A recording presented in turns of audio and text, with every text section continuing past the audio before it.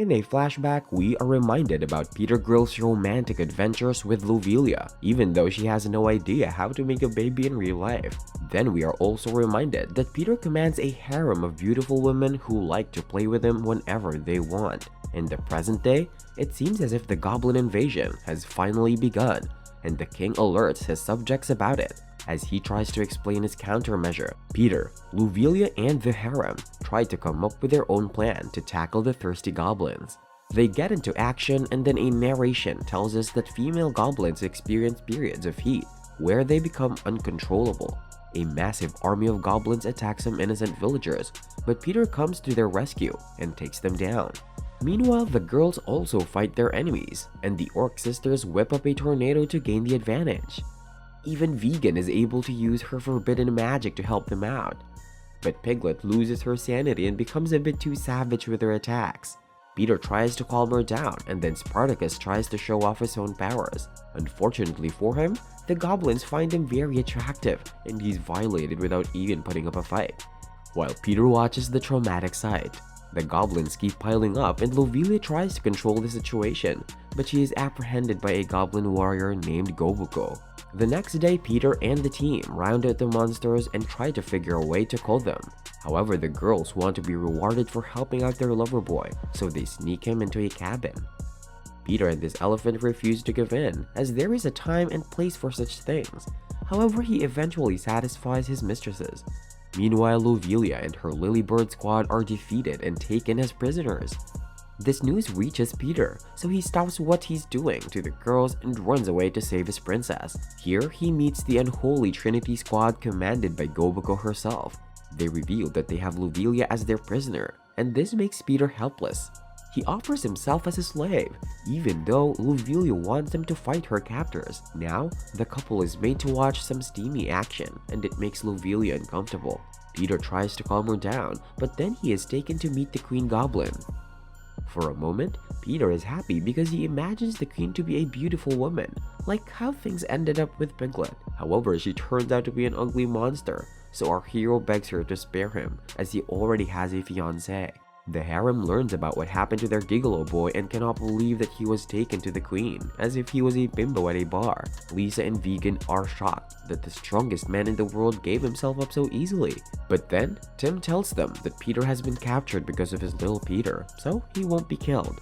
The girls understand the reference and decide to help Tim because they don't want their master's bodily juices being wasted on such lowly beings. Meanwhile, the queen is already done with Peter and he laments his lack of control.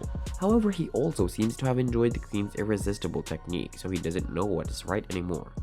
That's when Goboko meets him and states that she is his friend. Peter doesn't know what she's talking about, but then he remembers that Goboko is indeed his long-lost childhood friend. It turns out that the couple was really close as little children and would play together with Peter's sister, Lucy. However, they were ambushed by some hunters and got separated from each other. Peter is thrilled to be reunited with Goboko, but also notices that their body has developed a lot ever since he last saw her.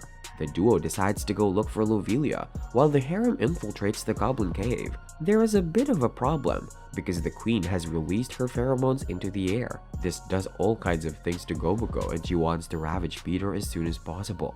Peter says this is wrong because they are as good as family, but Goboko says that a quicker will do for now. Meanwhile, Mimi accidentally opens up a trapdoor, and the rescue team falls into a pit. Peter tries to resist the temptation, but eventually gives in to Goboko's advances. Things become even more hilarious as the rescue team lands right on top of the couple.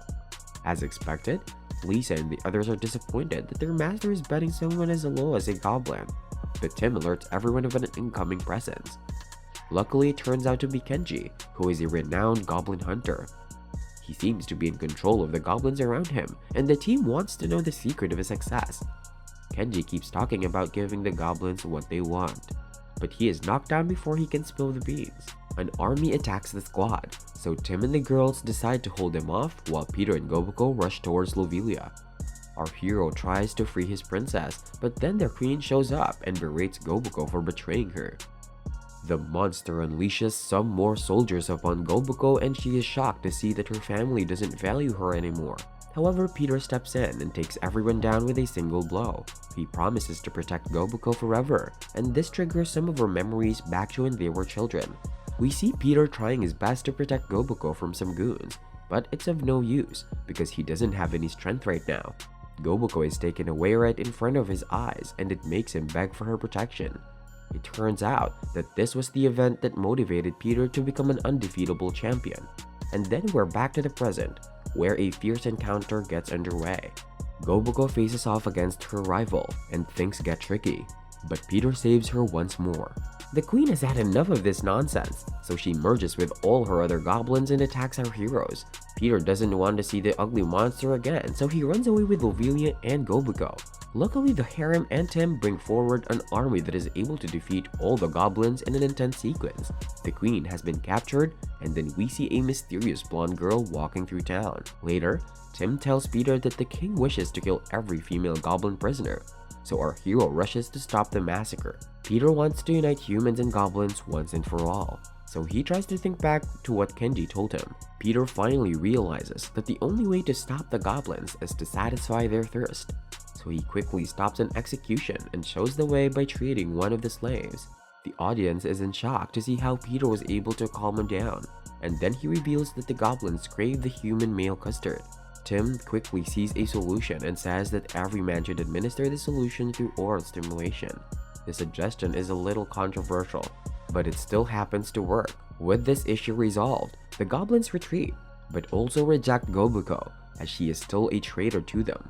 The invasion comes to an unexpected stop, and everyone starts to celebrate their victory.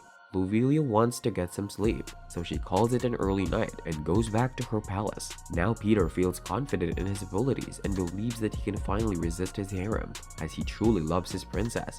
However, he wakes up the next day and learns that he slept with Goboko and all the other girls as well.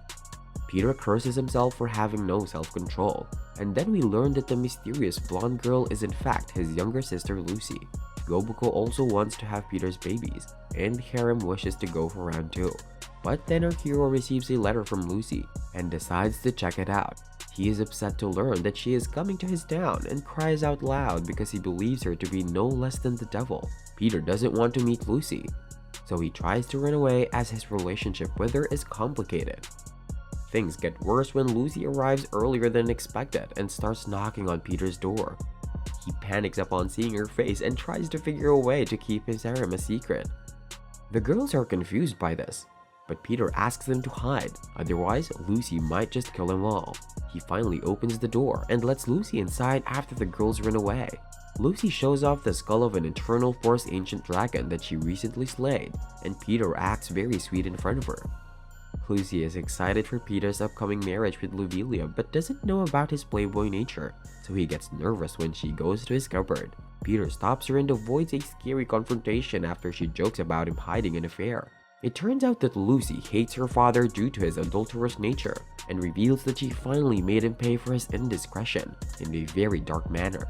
Peter nervously laughs with her but pukes out of the window because he knows she is a psychopath. As luck would have it, Lucy notices some panties on the floor and suspects her big bro, so she asks him if Lovelia was in his room recently. Peter denies this, and Lucy questions him some more regarding the women in his life. The gig is up as Peter is finally exposed, so he runs away while Lucy goes full psycho mode and chases after him with her sword. With no other choice, Peter releases Goboko from the cupboard in order to trigger Lucy's softer side. The girls hug each other in an emotional reunion, and Peter finally breathes a sigh of relief. But it gets tricky again when Lucy asks Goboko why she's naked. It doesn't seem to be much of an issue, and the other girls quickly dress up inside the cupboard. They don't like the fact that Lucy won't leave Peter alone as they enjoy a warm meal with Goboko. However, Lucy becomes suspicious again and asks Peter how he has been able to keep his kitchen so clean. Our hero becomes anxious and doesn't know what to do, but then Piglet shows up and explains that she is a nutrition consultant for him. Her acting seems to work on Lucy, and then Goboko suggests joining the Adventurers Guild so that Lucy can keep herself busy. The other harem girl seems to love this idea as well, so Lucy is taken to the official office. Everyone is shocked to learn that Lucy is Peter's sister, especially Lovelia, but she welcomes her with open arms. The harem is happy to be alone with their lover boy, so they decide to violate him again, even though he begs them to spare his little Peter. As our hero gets ravaged, Lovelia and Lucy engage in a fierce duel. The psycho sister is impressed with Lovelia's form and technique, but also suspects her to be pregnant. Later, the girls relax in the sauna room, and this is when Lucy asks Lovelia if she is really pregnant. The princess reveals she does want to bear children and makes Lucy fantasize about becoming an aunt. However, she has to put those dreams on hold because Lovelia still thinks that a stork brings babies to humans. Now Goboko shows up with some candy and accidentally reveals that Mimi gave them to her as a bribe. This triggers Lucy, so she angrily charges towards Peter, who is probably in the middle of his 10th consecutive session by now. She quickly makes the girls dress up, but it's too late as everyone gets caught together wearing the wrong outfits. Peter tries to act innocent with Lucy, but she reveals that she had planted a recorder in the room and plays it in front of the team. After hearing unspeakable things, Lucy decides to kill her own brother, so Peter has no option but to fight her. However, he's only given a banana as his weapon, just like the last time when he had faced off against Spartacus. In the night, Tim returns with some booze so that he can get drunk with his buddy, but is in shock to see the entire building broken down into pieces. Now we see Lucy savagely attacking Peter, but he's still able to hold her off with his banana. It doesn't take long before Lucy slashes the banana in half and says that she will do the exact same thing to Peter's little elephant. She even goes on to explain how she tortured their own father, so Peter becomes extra dramatic and bids farewell to his beloved Lovelia. Luckily, Goboko shows up to stop the fight and reminds Lucy that they are family. Peter suddenly realizes that there's nothing being explicitly said in the voice recording, so he manages to convince Lucy that he was actually playing chess with 4 gorgeous women. It's a silly lie, but Lucy actually believes it and starts crying for being so obsessed with her brother's elephant. Things might be cool for now, but Peter needs to get rid of Lucy quickly if he wants to keep his crotch intact. In the night, Goboko and Lucy cuddle up next to each other, while Peter has another session with his harem.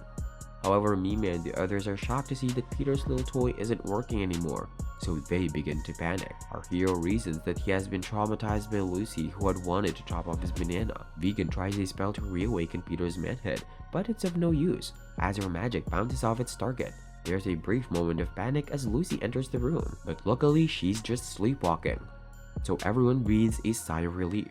The girls want to reawaken Peter as soon as possible, so they take him to a hot spring where they try to excite him with their bikinis. However, Peter can only fantasize about Lovelia, who isn't even there with him, as she couldn't stand up to her own father. The king is absolutely disgusted to even imagine his sweet little daughter being seduced by Peter, so he orders Lovelia to stay at home rather than going to the hot spring. However, Lovelia seems to want Peter's body as she starts to fantasize about him while lying in her bed. Now Peter is taken to a massage parlor, where he is touched by his harem girls in all kinds of ways.